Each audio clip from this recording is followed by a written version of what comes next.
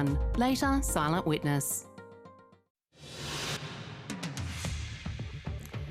Tonight, an extended period of leave. Defence Minister Linda Reynolds takes off another month as speculation grows over her future in Cabinet. Good evening, I'm Juanita Phillips. This is ABC News Sunday.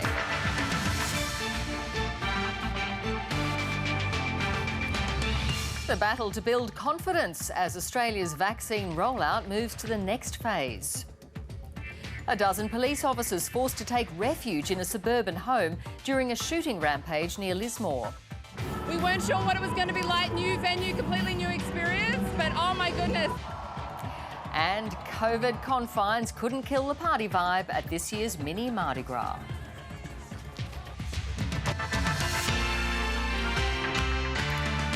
There's more fallout tonight over the Parliament House rape allegations, with growing doubts over the future of Defence Minister Linda Reynolds.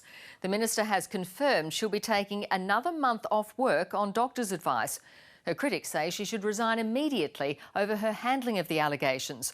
And some of her colleagues are questioning how long she'll remain in federal Parliament. Here's Defence correspondent Andrew Green.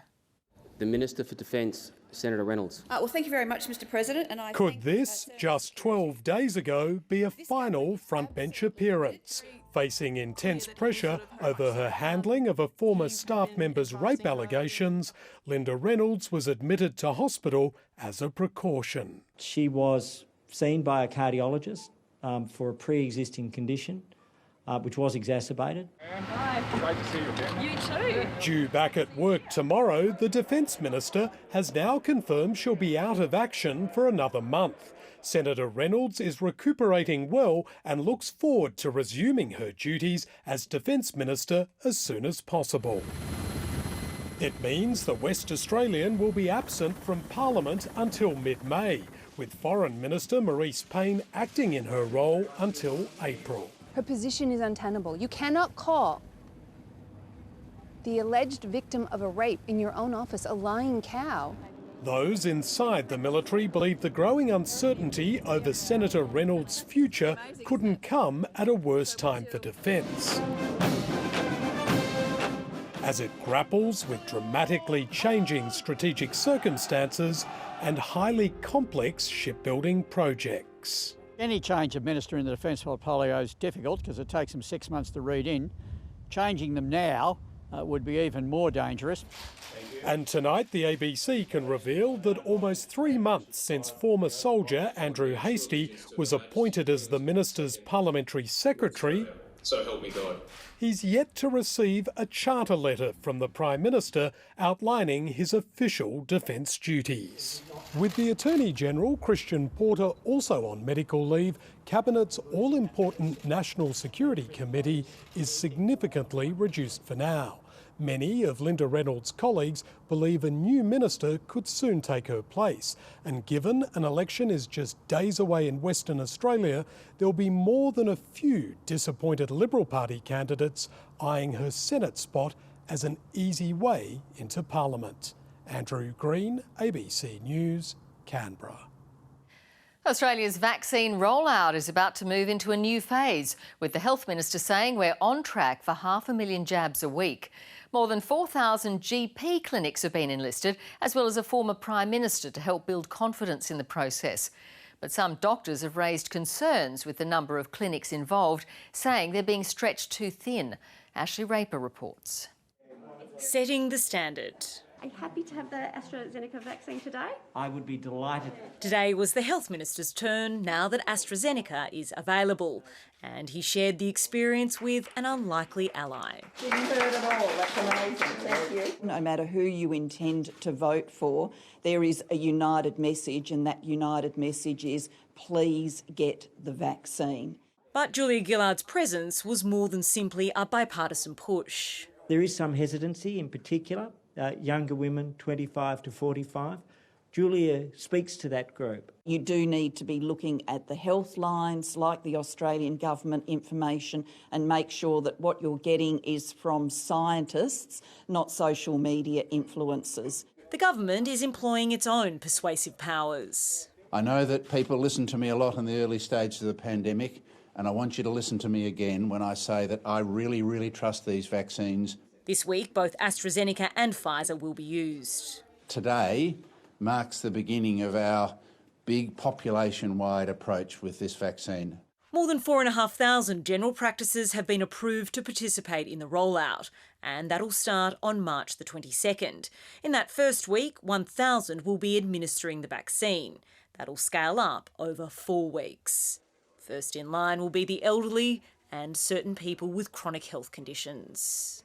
So 4,600 have been notified by letter that they'll be part of the programme. Some of those letters are now giving us a bit more detail. However, we need to make sure that the contracts are suitable. Concerns have been raised about the feasibility of the model the federal government is using. Some GPs say spreading the limited doses across thousands of practices makes it financially unviable. But the big medical bodies are backing the government. The Australian Medical Association just isn't convinced about the timeline. A deadline of October for our entire population to be vaccinated is very ambitious and I don't think it's going to be achieved. It depends on availability of the vaccine. The government insists the overseas supply is secure, and in 2 weeks the first of the locally produced AstraZeneca will be available. Ashley Raper, ABC News. A 63-year-old man is in custody after a wild shooting spree in the tiny town of Dunoon, north of Lismore. 12 police officers were forced to seek refuge in a local home after the man turned his shotgun on them. Police say the man was a resident of the street. They're still investigating what sparked the rampage. When terrified locals reported a man walking up and down their street shooting at homes, 12 officers rushed to the scene. They then became subject to coming under fire themselves directly. We actually had the police have to exit the police vehicle, being the Nimbin police vehicle. When they did that, they took cover. One officer remained inside the vehicle. I had one female constable who is to be commended, who maintained her composure, took cover behind the footwell of the driver's seat, and she maintained radio contact with our radio communications, which is essential. As she radioed for urgent backup, the situation escalated. While they were taking cover, a shot was fired at the police vehicle and hit the police vehicle. And I had another very brave female sergeant who discharged her firearm in an attempt to defuse the situation. With the gunman shooting wildly in the darkness, police were unable to find cover in the street, running for shelter in a nearby home. I had 12 police and 6 civilians, including children and pets, stay in that location while I called on specialist police to come and assist us. I heard things that sounded like gunshots in the distance, and they just kept happening, and I thought, well, maybe it's hunters, but in the middle of the night, and they don't normally hunt here, so it was a bit weird. And then I heard choppers overhead. Queensland Police Air, along with the Tactical Response Unit and Dog Squad, were deployed. A 63-year-old man was apprehended. He's been refused bail and will appear in court on Monday. Emma Hannigan, ABC News, Dunoon. US President Joe Biden has scored his first major legislative victory, with the Senate passing a massive $1.9 trillion pandemic relief package. The bill aims to bolster the sluggish economy by giving direct payments to households and supercharge America's vaccine rollout.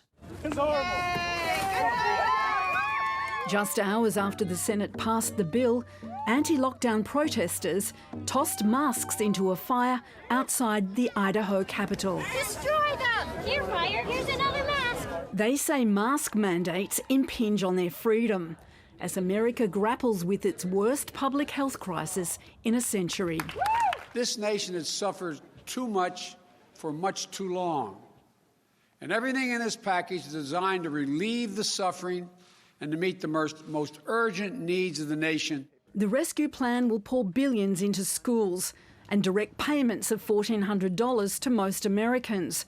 It'll also inject more funding into COVID testing and supercharge the nation's vaccine rollout, which is currently averaging 2 million jabs a day. 3,000 kilometres away in Venezuela, President Maduro has just joined the list of world leaders to get the vaccine.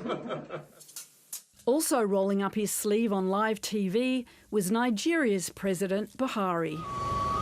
Africa's most populous country is among the first 20 nations to receive vaccines from the WHO's global COVAX program. No country is safe until every country is safe.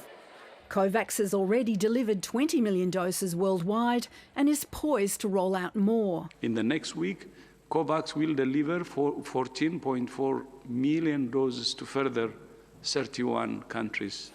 But export bans and a shortage of raw materials is impacting the speed and volume of production. India's Serum Laboratories is one of the manufacturers contributing to COVAX. In the northwest of the country, the 85-year-old Tibetan Buddhist leader, the Dalai Lama, took his vaccination in his stride. I want to share. More people should have courage to take this injection. The government is aiming for 300 million jabs by August, but is struggling to hit daily targets. Jenny Lavelle, ABC News. Experts say Europe is facing an uphill battle to distribute the vaccine quickly as a new wave of cases surges across the continent. France's Prime Minister has pledged to go all out on its vaccine rollout, opening hundreds of centres in Paris and across the country. But only 12,000 doses were available in the capital this weekend. The country is aiming for 30 million jabs by June. In Italy, the government is under increasing pressure to accelerate its lagging rollout.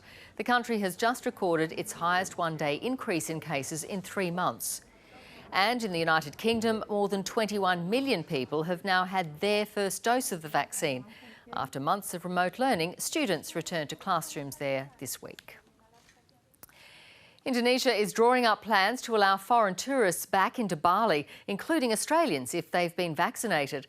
The government in Jakarta is debating how to establish a COVID-free corridor with key countries or cities where tourists could visit select areas in Bali. The proposal comes amid worsening signs of the devastating impact the pandemic has had on Bali's economy. Indonesia correspondent Anne Barker reports.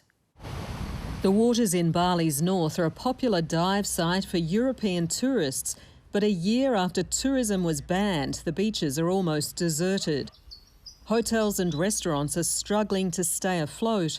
Agung Kurtiasa has made the reluctant decision to sell his Amerta villas.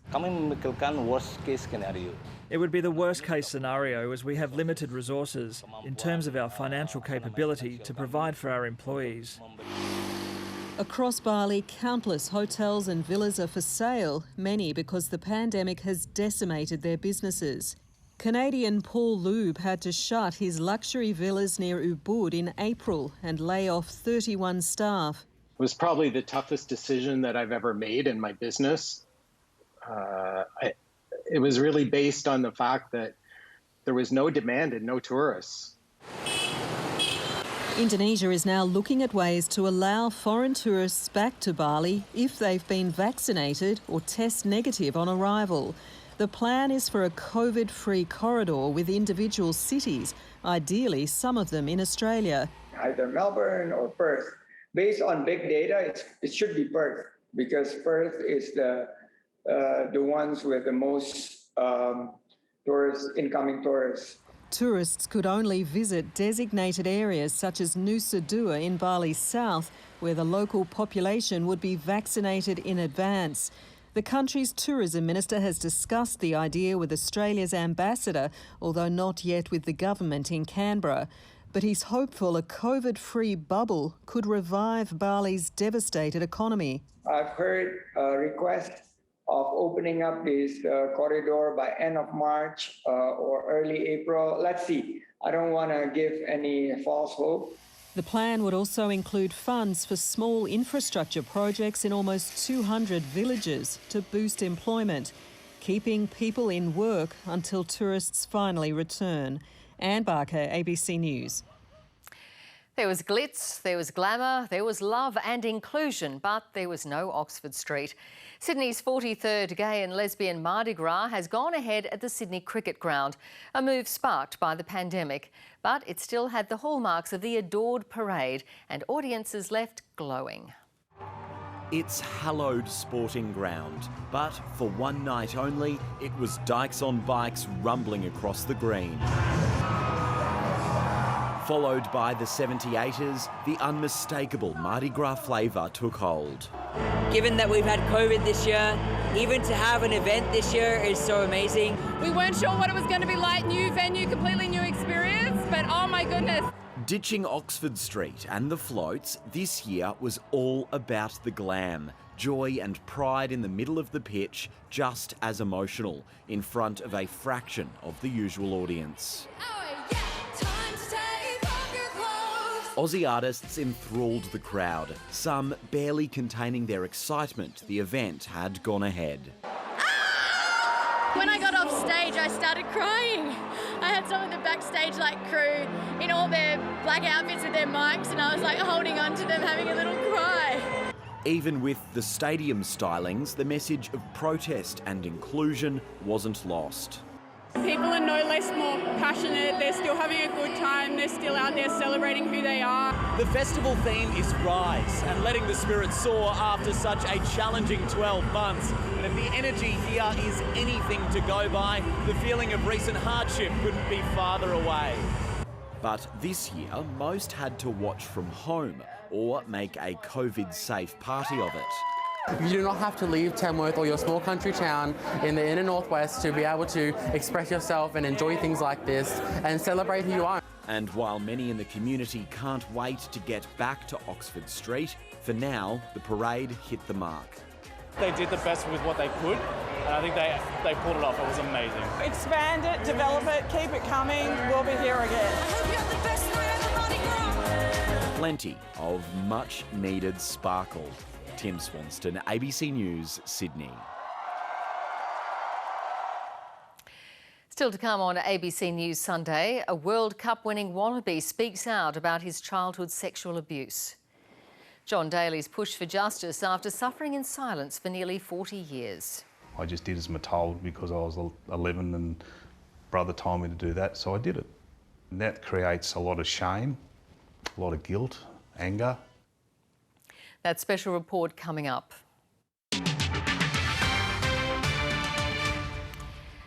As the vaccine rollout gathers pace and restrictions ease, Australia's economy is slowly getting back on track.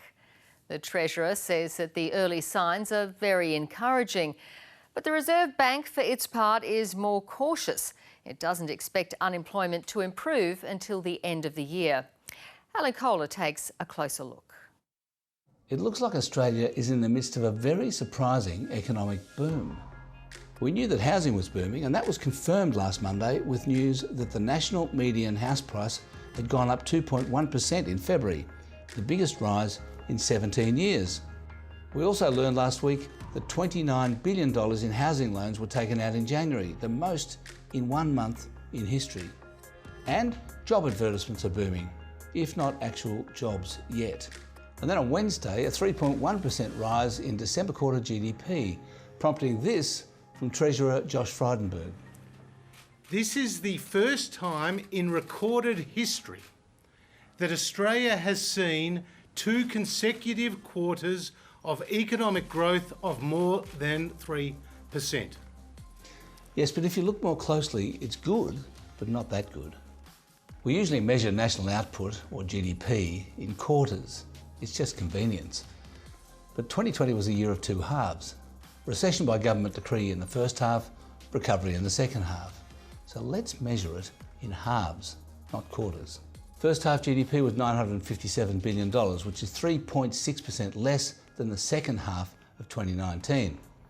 Second half GDP, $968 billion, which is a rise of 1.2% over the first half. So a modest recovery, but probably not worth a press conference. Here's another way to look at it. Right now, GDP is $14 billion, or 2.8% less than it would have been without the pandemic. And that's the cost of COVID-19, plus $350 billion of government stimulus. And that's 17% of GDP that's been added to it. Now, we'll never know what would have happened to the economy without all that extra government borrowing and spending, which is 5 times as much as during the GFC. But was it too much? Absolutely not. When you're talking about people's livelihoods and lives, there's no such thing as too much. The pandemic has seen a surge in the use of single-use packaging and plastics. Much of it is simply tossed away, ending up in waterways and bushland. Hundreds of thousands of Clean Up Australia volunteers turned out around the nation today to lend a hand. Some went out on kayaks and helped fish out items that don't belong in the harbour or the ocean. The hall confirmed that our habits changed during the pandemic, with people reverting back to using more single-use items than ever before. Face masks, sanitised wipes, gloves, plastic bottles of hand sanitiser. Our habits changed, our shopping habits changed. We were getting more online purchases with all the packaging associated with that. We weren't eating in restaurants, we were getting more takeaway. The organisation says the amount of plastic rubbish collected across Australia equates to around 100 kilograms per person. An Anglican diocese in Western New South Wales is struggling to recruit ministers and pay millions of dollars compensation to victims of child sexual abuse. The Bathurst diocese has 17 vacancies and is trying to sell off some of its churches to clear its debts. But one small community is pushing back, refusing to pay the price for the church's past sins. Bathurst Bishop Mark Calder is navigating uncharted territory. We're feeling the impact not only of past devastating sin, but of past poor planning and failing to modernise ministry over time. The diocese covers 1/3 of the state, and in half of its parishes there's no full-time minister. It still owes $2 million to victims of child sexual abuse and is now having to sell off assets. The only way that we can meet those claims is the sale of property. The sale of property hurts. One of the churches up for sale is at Carcoar, near Orange. The community there is refusing to hand over the keys. Carcoar residents are trying to raise $450,000 to keep their church. It's very frustrating to have to buy back something that the community has built and maintained for 175 years. We're a part of that redress scheme and everyone pays a price, and we're righting the wrongs of the church. The Bathurst Diocese currently has 17 vacancies to fill, but can only afford to pay 2 full-time wages. The other 15 are being expected to work part-time and bring about $30,000 to help run the church. To travel the countryside to deliver services.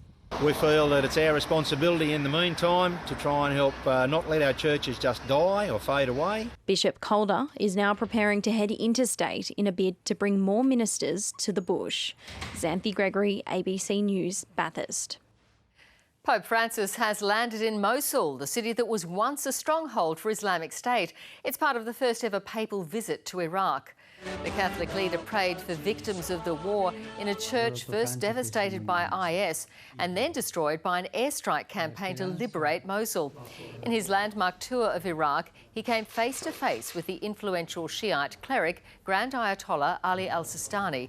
He visited the cleric's modest home to urge peace between the country's Muslims and minority Christians after decades of conflict. Hostility, extremism and violence are betrayals of religion.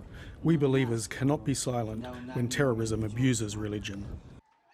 The Pope then travelled to Baghdad. He presided over a mass, hoping to persuade Iraq's dwindling number of Christians to remain, despite years of persecution. Tens of thousands of people are on the streets of Myanmar in one of the biggest days of protest against the military coup. Soldiers and police opened fire on protesters in the historic temple town of Bagan, but it wasn't clear if security forces were using rubber bullets or live ammunition. In other parts of the country, tear gas and stun grenades were used on protesters who were determined to face police. Mourners are holding vigils for more than 50 people who've been killed since the military overthrew the country's elected leader, Aung San Suu Kyi, a month ago.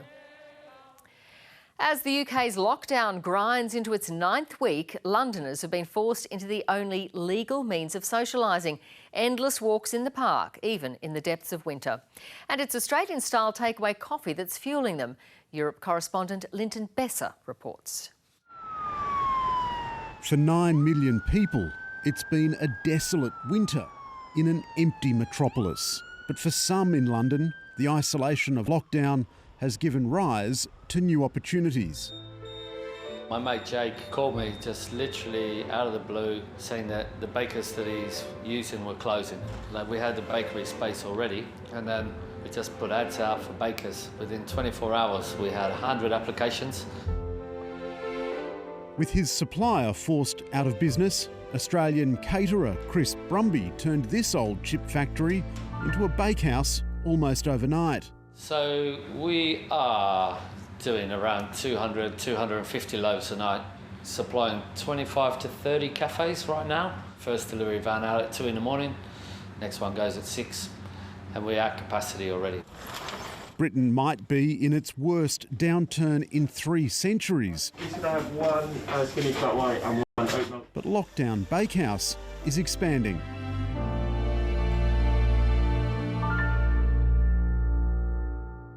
In part, it's working because in the midst of a roaring pandemic, takeaway coffee and cake are among the few legal pleasures left. Normally, Brits would gather for a pint in the pub, but in this long lockdown, it's takeaway coffees and a walk in the park, no matter the weather. I think every day the only thing that people can do is go out and grab a coffee, go for a walk. You're allowed to meet one other person from one other household. The demand is so great, Ed Barry just opened his 5th cafe. The pandemic has not spelled the end of our ambitions. We are very excited to continue to grow. But after 10 months of restrictions, owners like Australian Jake Mangan hope the return to normal is near. It's, probably the last roll of the dice, in all honesty. For now, Londoners are getting through the lockdown, one flat white at a time. There has been a little bit of comfort in knowing that your local cafe is open, being able to have that 1 or 2 minutes to converse with, your barista who knows your coffee, who knows your name. And when it finally does come to an end, London's famous pubs might find they've got some new competition. Linton Besser, ABC News, London. The state's school children are being given greater opportunities to learn about Australia's history. A program developed with Aboriginal communities incorporates Indigenous education into the curriculum. One Western Sydney school is leading the way, and the students are reaping the benefits. In Sydney's southwest, these students are learning the local history. So where is this school? Twice a week, they take culture classes as part of Campbellfield Public School's Indigenous curriculum. I like about learning about more things of my culture. We get to share our voice. This plant's called lamandra. The school is leading the way in Aboriginal education. At the helm is Noongar woman Nicole Wade. We're really teaching children that they can use their voice and be change agents. Change that's being harnessed through the school's Junior Aboriginal Education Consultative Group. It gives students a say on the Aboriginal syllabus. The program was finally launched after COVID stalled it for almost a year, and students can't wait to dig in. I feel like I can share everything with the whole school. And this school doesn't let our history wash away. They can be ashamed of, being put down and hiding away, but with these great opportunities of having a voice, you can see their confidence just grow. Growing too is the student population. It's doubled in the past 6 years, and the number of Indigenous students now exceeds the state average of 8%. We've only seen it continuing to grow. They'll be able to be growing up strong in their culture and also really getting really good quality learning as well. More schools are expected to implement similar initiatives after the state government renewed its partnership with Aboriginal communities for a further 10 years. By working with Aboriginal people, you actually get better outcomes, and that if we're part of the decision-making process, then things will happen. Aboriginal culture is special, and I'm special to be Aboriginal. It seems the program has already passed the most important test. Nikari Thorpe, ABC News, Sydney. Now to tonight's special report. Tony Daly was once on top of the world in arguably Australia's greatest rugby union team. But for decades after, his life descended into a spiral of drinking, drugs and crime. The cause? childhood sexual abuse he claims he suffered at the hands of a Catholic brother at an elite Sydney boarding school. He was silent for 40 years, but now he's speaking out, seeking justice and hoping his story will help others do the same. Here's National Sport reporter David Mark.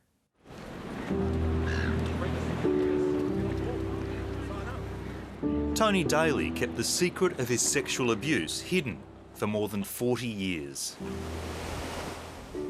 I have processed it, but I don't accept it. It shouldn't have happened. Everything, the successes and failures, all's got to do with that, without question. When he was just 10, he followed the family tradition and began boarding at Sydney's famous St Joseph's College in Hunters Hill. It wasn't an easy transition. I got a bit of a hard time when I was at school. I was a bit of a chubby kid when I started. It was quite intimidating and scary because, you know, you're only a young kid living with 930 other blokes. That's when one of the brothers at the school stepped in, apparently to help. I did get a hard time at school, and he identified that. But in reality, it was the beginning of a grooming process, well beyond the comprehension of a young boy. He was saying kind words to me. You're safe here, you're okay here. So that gave me, oh, I've got a new friend. Daly had just turned 11 when he claims the sexual abuse started. He estimates it happened around a dozen times over the next 2 years. I just did as I'm told because I was 11 and brother told me to do that, so I did it. And that creates a lot of shame, a lot of guilt, anger. His saving grace was rugby. I was just one of those fat kids that could play footy. At just 23, he was plucked from obscurity to play for the Wallabies against the might of the All Blacks in 1989. Yeah, Dales was always a really friendly guy. He was always very funny, great sense of humour. He was an incredibly talented rugby player as well. So the teams are just starting to come out. The Australians are on the park. And there's Tony Daly, Chris, with the sleeve, cut right off. Talent that saw him reach the game's biggest stage, playing and winning a World Cup for Australia in 1991. He scored the only try of the match.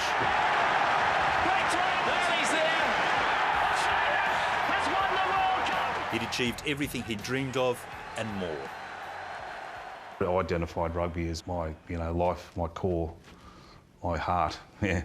But the sexual abuse, which he'd managed to suppress, resurfaced when he was dropped from his beloved Wallabies 4 years later. There was always some feeling inside me that was on pause, it was in remission until it came out again. He quickly spiralled, drinking, doing drugs, gambling, 2 failed marriages, committing petty crimes and driving whilst disqualified. I remember sort of reaching out to him at one stage and he didn't seem that keen to be in touch necessarily. I wish I would have gotten help a little bit earlier. Daly hit rock bottom in 2017 when, after years of evading convictions for driving without a licence, he was arrested, faced court and a potential jail sentence. And the judge goes, "You need to give me something because I've got nowhere to go but incarceration. What's going on with you? Did something..."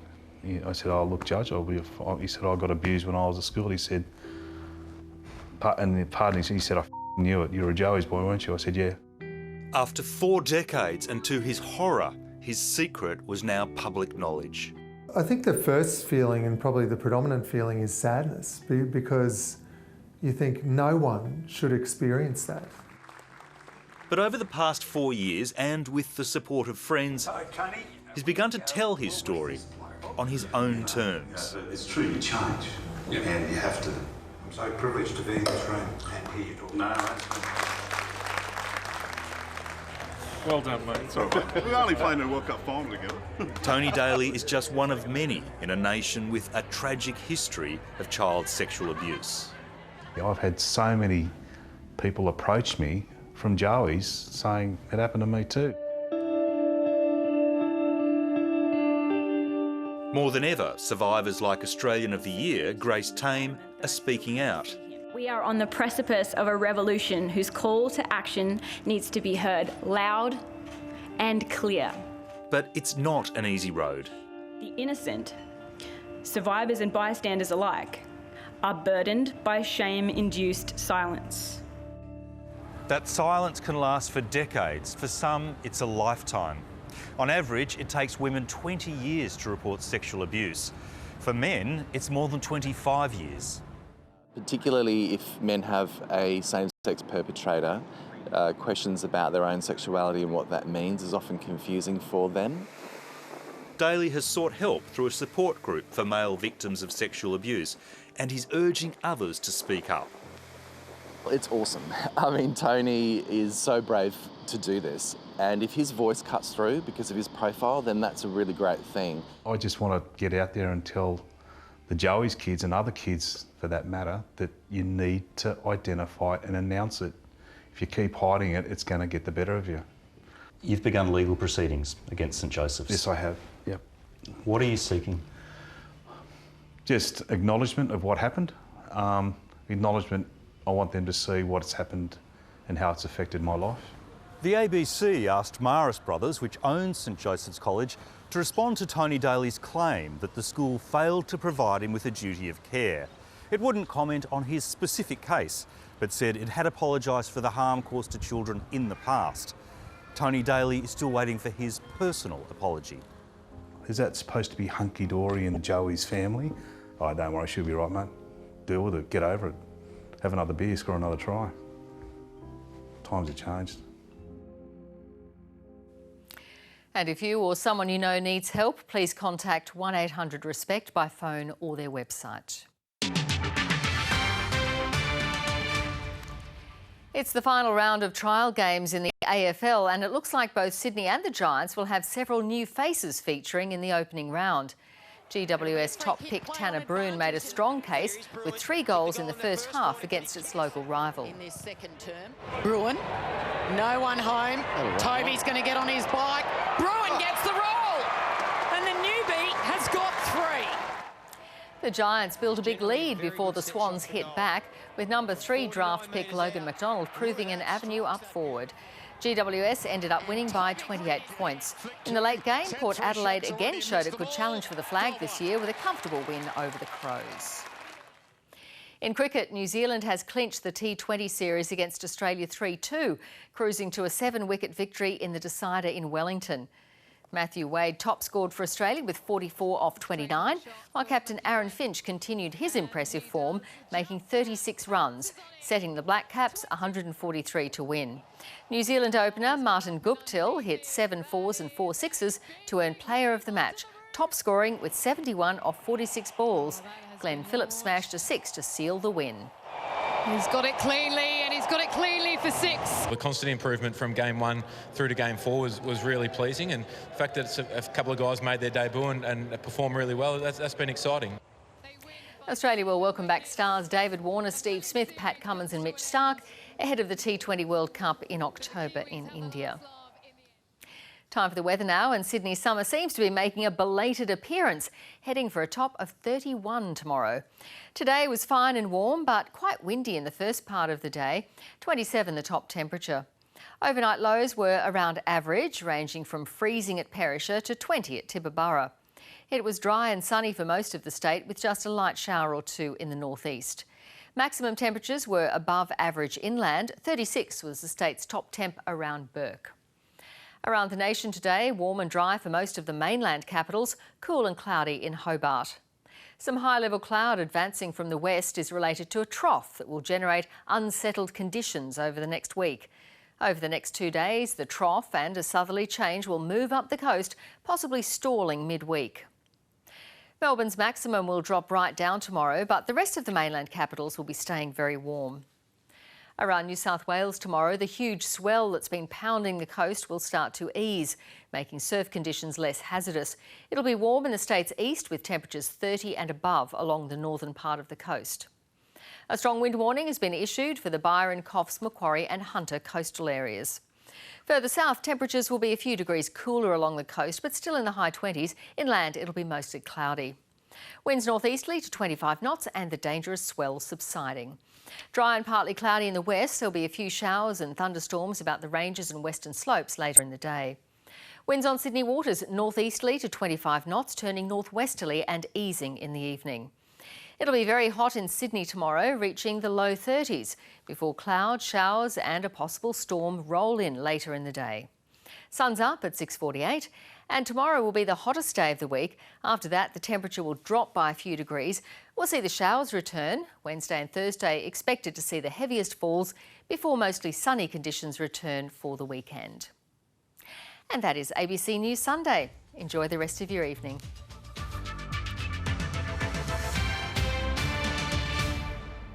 Next on ABC TV.